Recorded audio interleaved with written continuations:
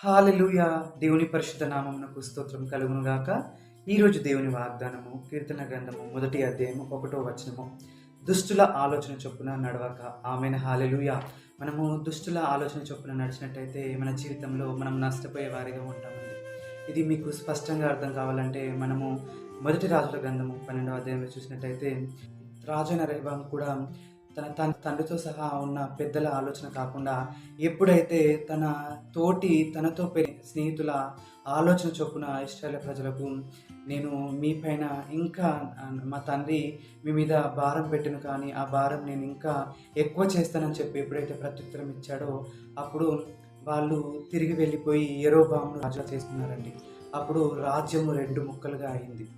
దీనికి కారణం ఏంటంటే రాజైన రెహబాము దుష్టుల ఆలోచన చొప్పున ఆలోచన తీసుకుని నడిచాడు కాబట్టి తన జీవితంలో ఆ రాజ్యమును కోల్పోయాడు. అదేవిధంగా తన జీవించినంత కాలము యుద్ధంలో వేశాడండి. కాబట్టి మనము కూడా ఎప్పుడైతే దుష్టుల ఆలోచన చొప్పున నడిచే వారిగా ఉంటామో అప్పుడు మన జీవితంలో మనము సమస్తమును నష్టపోయే వారిగా ఉంటాము. కాబట్టి మనం దుష్టుల ఆలోచన చొప్పున నడవకుండా జీవించే వారిగా ఉండాలి. అట్టి కృప దేవుడు మనందరికీ దయచేయును గాక. ఆమేన్. హల్లెలూయా.